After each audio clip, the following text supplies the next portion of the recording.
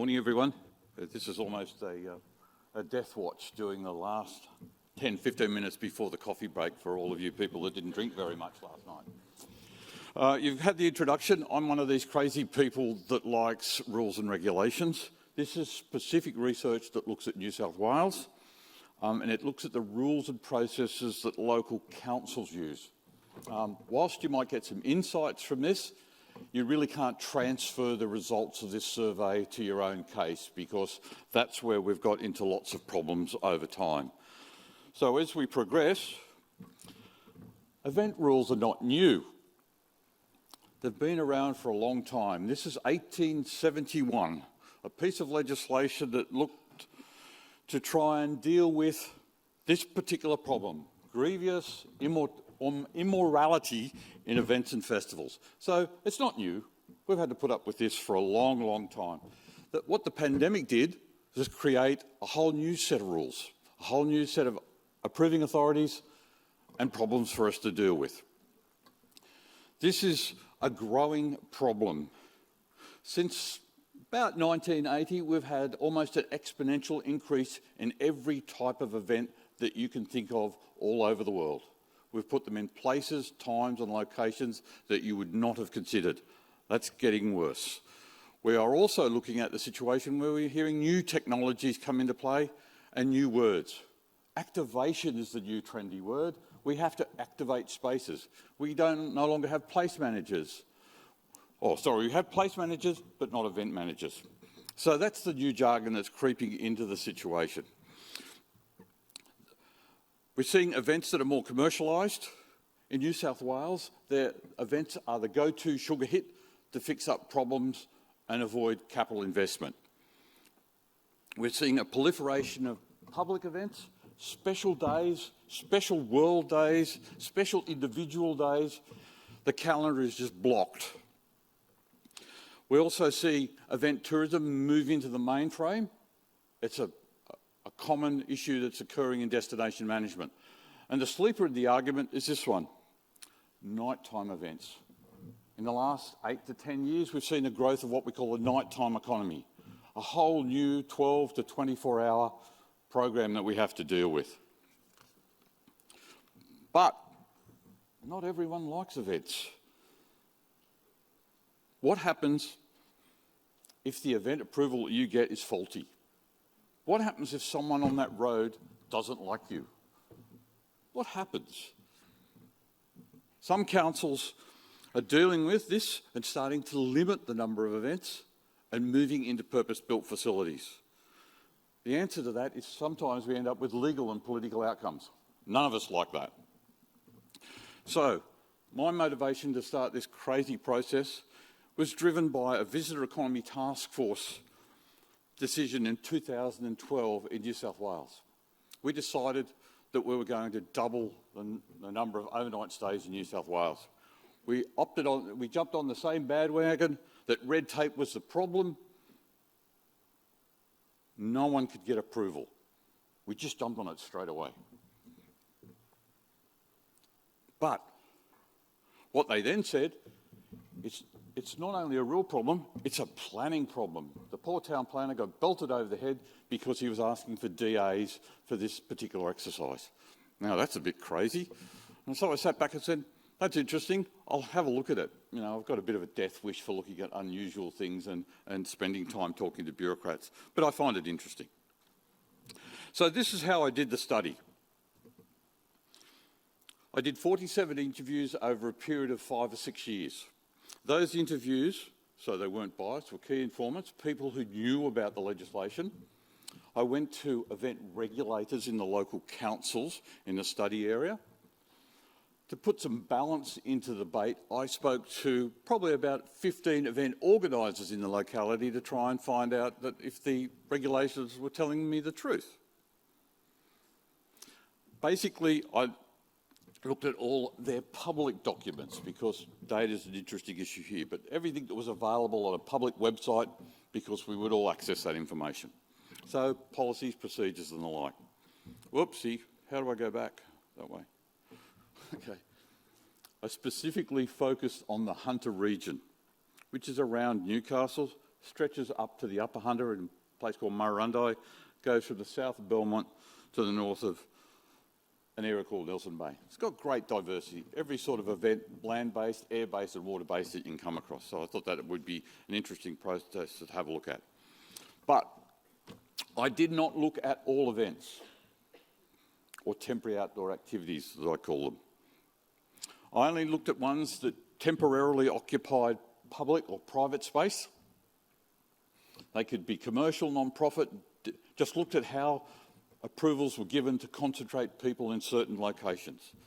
I looked at when there was a purpose-built facility that wasn't used for what it was thought to be used for, like putting 10,000 tonnes in a soccer stadium to make a motocross event. I looked at winery concerts in wineries, nostalgia festivals and the like. Also looked at use of vacant space for things like festivals, car races, mud running and the like. At the end, the spaces end up looking like what they looked like before you started. Plus, we won't use Splendour and Grass as an example, but generally they get back to looking what they were like. And with the proliferation of temporary structures, you can turn any space you like into anything you like, any time you like. The growth of what I call emergency structures has been out of this world. We can now get conference facilities as good as this one, as air-conditioned and with the technology in a temporary space that we couldn't get 10 years ago. So everything is up for grabs. But it wasn't easy. When you start asking questions about how people in local government do things, you'll get some difficulties.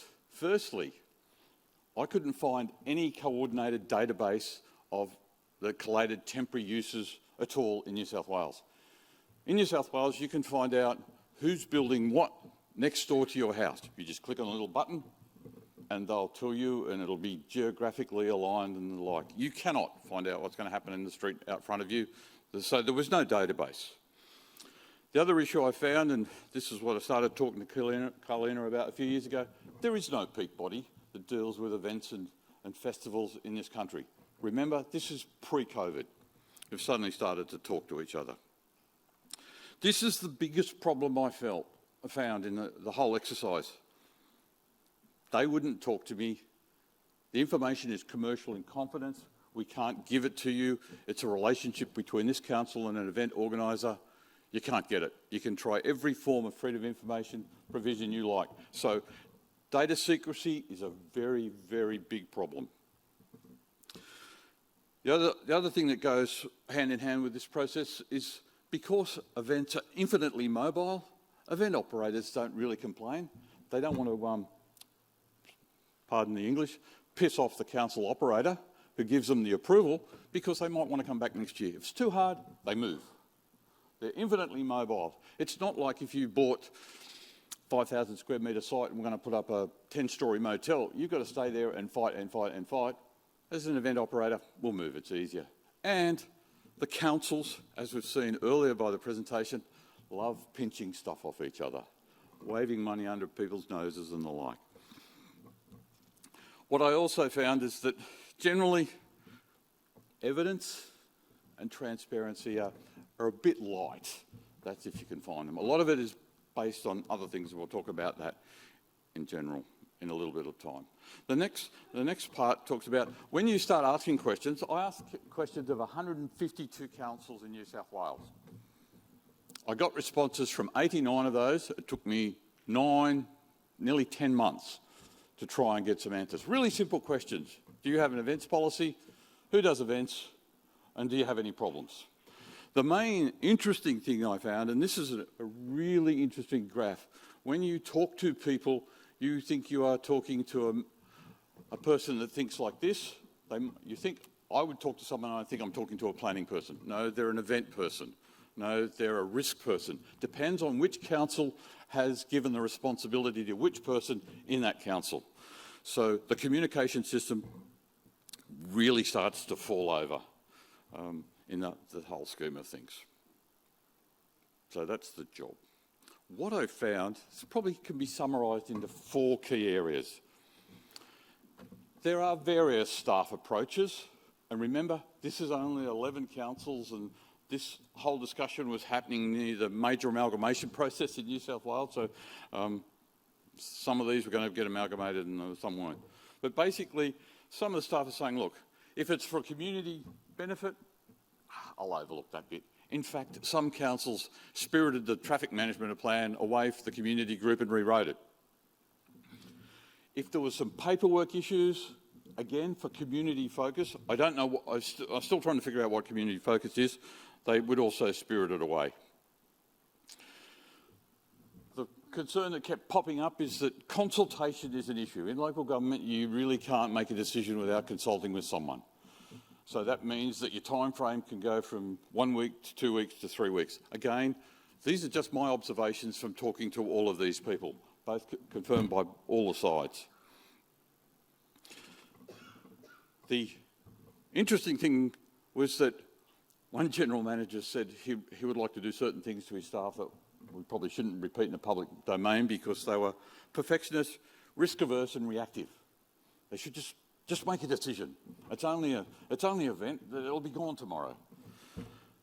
Following on that conversation, the same general manager said, yeah, but 4 years ago I had to turn up to a coronial inquiry where we'd agreed to people using the water and someone got run over by a boat. So he suddenly went from A to B to B to C, and I went, oh, that's confusing me.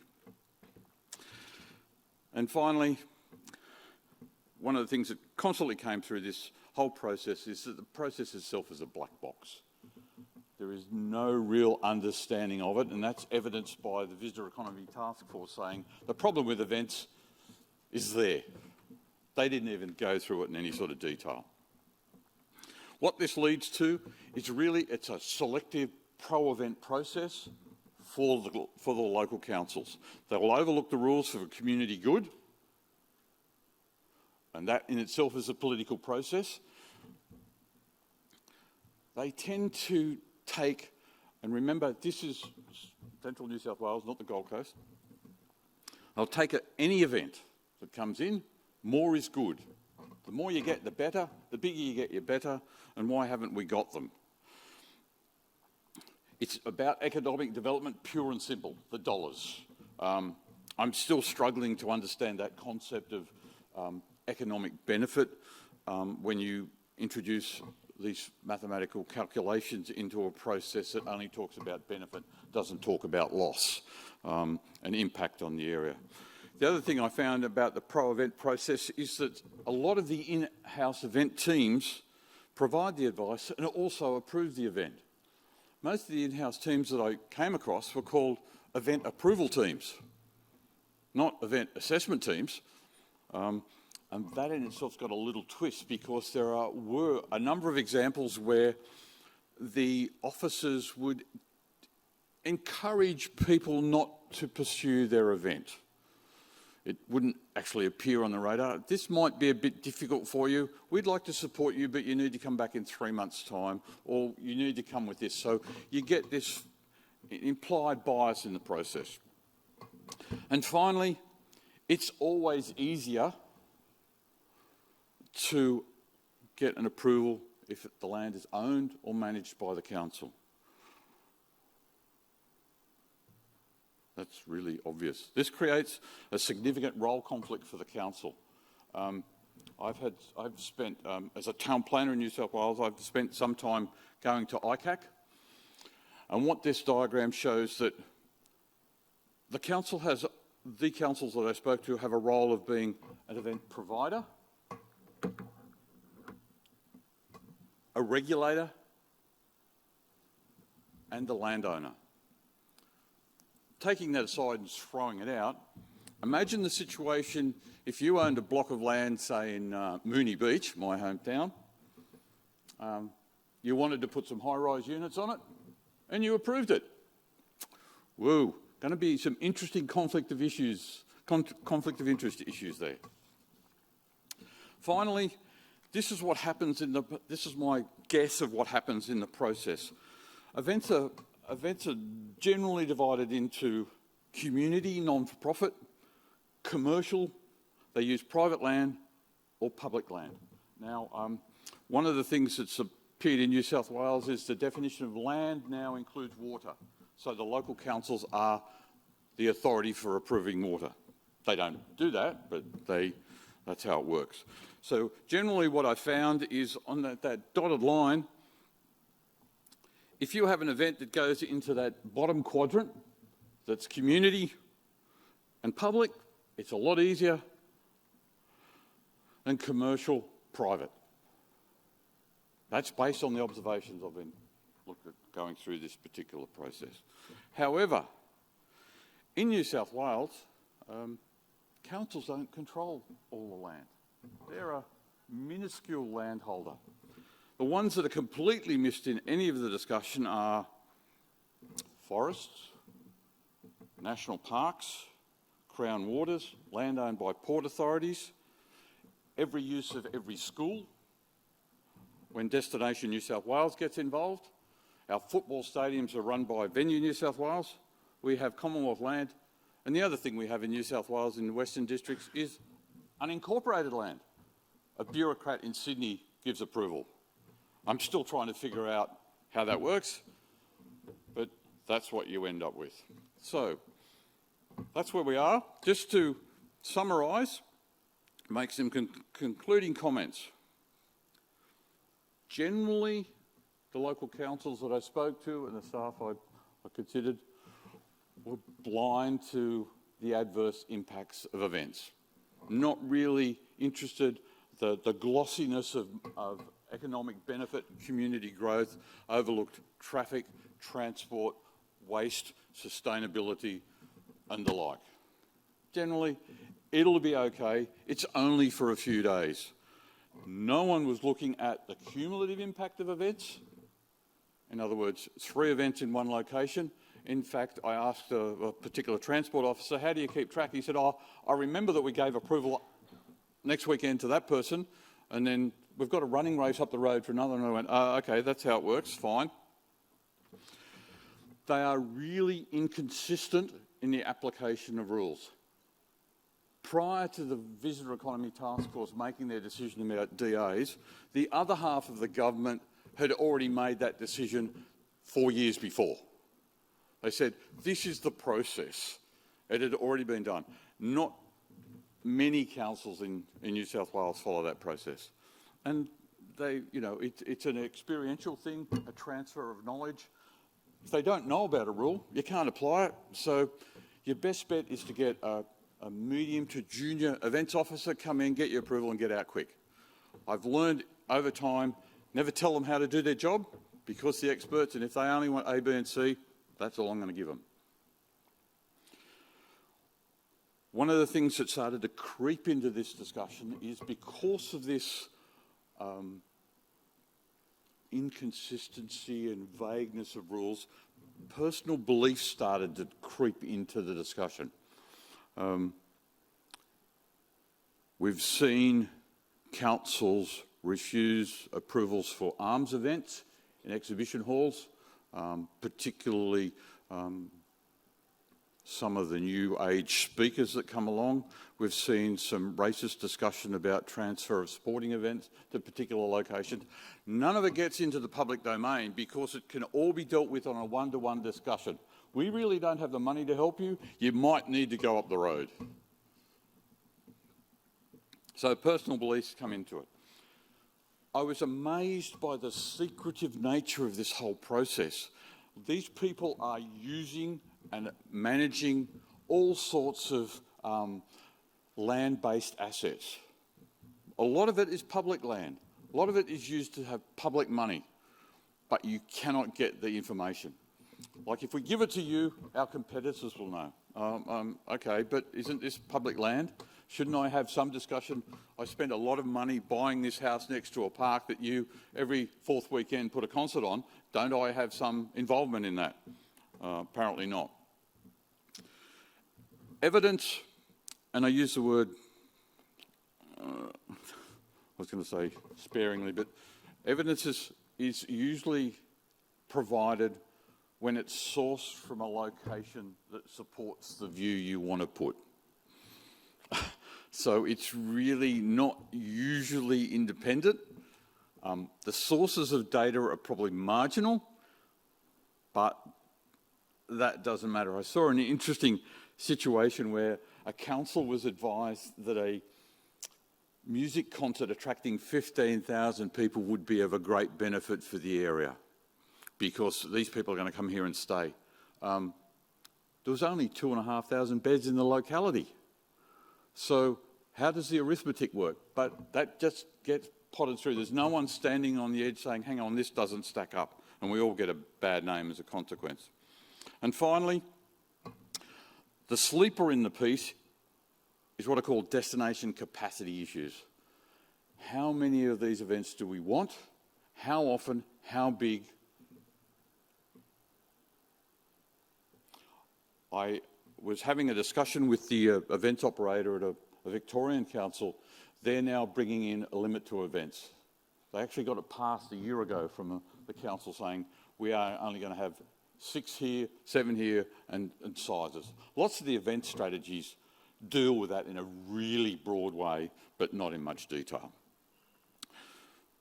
So that's what I found, and I thought my little acronym was jazzy, being biased, but that was my contribution. So that's it from me. I hope you enjoyed that. I know it's an ace-boring topic, but we've all got to deal with it.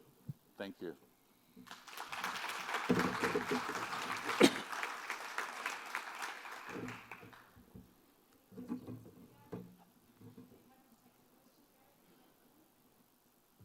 Magic. I can go. Oh. Hey. Curious, just wondering, do you think there is a chance that there may be some point in time where, I guess, some best practice and some more pragmatism will see the shift away from an optical device? Say again, you're cutting in and out. I think the mic might have flat batteries. Say again. Do you think there's a time when you might see that this optimism bias may shift, and that councils may start to, behave in a more transparent manner? Is this something that, I guess, organisations just have to live with? I would have said yes. I'd like to see that. Unfortunately, here. I'm also a student of history. In 1993, New South Wales decided that all local government authorities should be run like a business. In other words, make money, turn it over, look after your shareholders. When it comes to events, they haven't quite figured out who the shareholder is. And I think in a lot of the situations, they drive it by an economic driver. They don't see the capacity issues or any of those other broader issues that come into play in the scheme of things. So I'm not sure what will happen. There may be, local government in New South Wales tends to copy other local governments in New South Wales. So if we get a court case, say, in against one of the running races or the like that says, hey, you just haven't done it properly, it will tend to do that. The other thing that also helps, and this is quite poor in thinking, but a death often helps them to rethink the way they go. So general managers don't like that on their performance review when they're trying to generate these things. So yeah, see how we go. So, any more? Oh. Hello, my name's Kim. I work for the Hunter Joint Organisation. We represent the 10 councils of the Hunter region. Appreciate your research that you've done 5 to 10 years ago.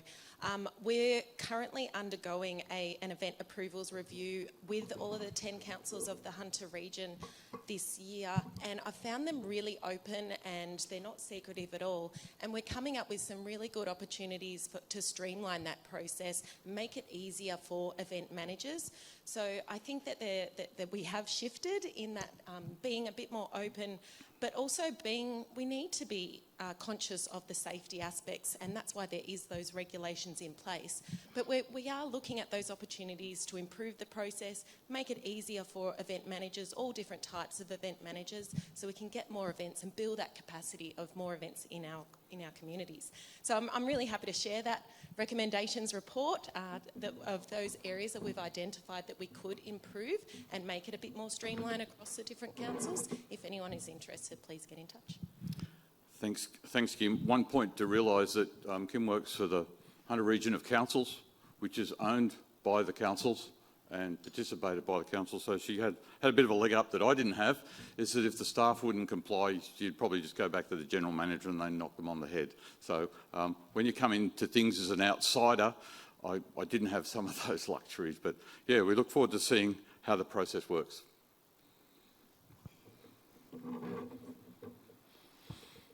I may have missed some points, but I want to know specifically what councils aren't being transparent about, because like you, I've just spent 2 years, I'm the only person in like events management and compliance in my council, and I've spent the last 2 years rewriting our whole process. So now we've gone to online forms and there's local laws available to everyone. I walk everyone through all of the conditions of their permits. There's nothing I can think of that council isn't transparent about, but I'm interested to hear exactly what you're referring to that councils aren't transparent about, because obviously we're here to learn, and if there's something I'm not being transparent about, or council in general, then I want to know so that we can work through that. Okay, the experiences I had were where councils had given sponsorship to events and festivals, and in those particular locations they had, in the process of giving sponsorship, there was some tying up of the data that comes out of it so it can't get into the public domain. The other thing that some of the councils would use is transfer the decision-making for sponsorship and support of festivals to an independent economic business board, and that's not as you can't interrogate that as much in the scheme of things. So that's what I saw in that situation about, you know, who makes the money, how much does it cost, and the like. Does that make sense?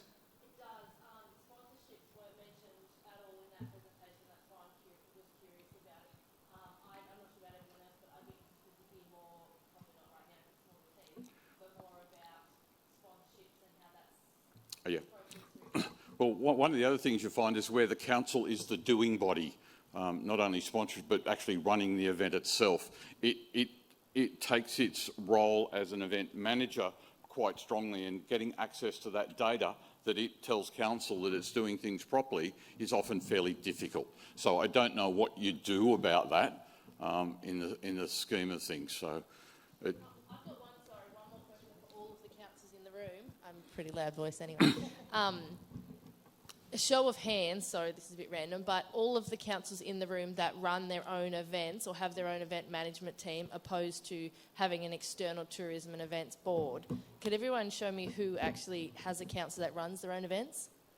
1, 2, 3, 4, 5. So I'm assuming that's the majority of the councils in the region, in the room then? Damn it, my council doesn't have an events team.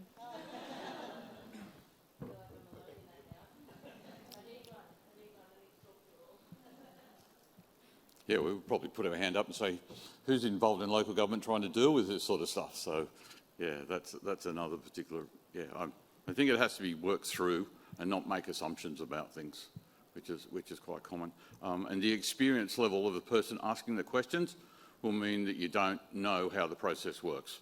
If you don't know that legislation covers all of these issues, you won't know to actually comply with that piece until something goes wrong. Any more? Coffee time. Thank you.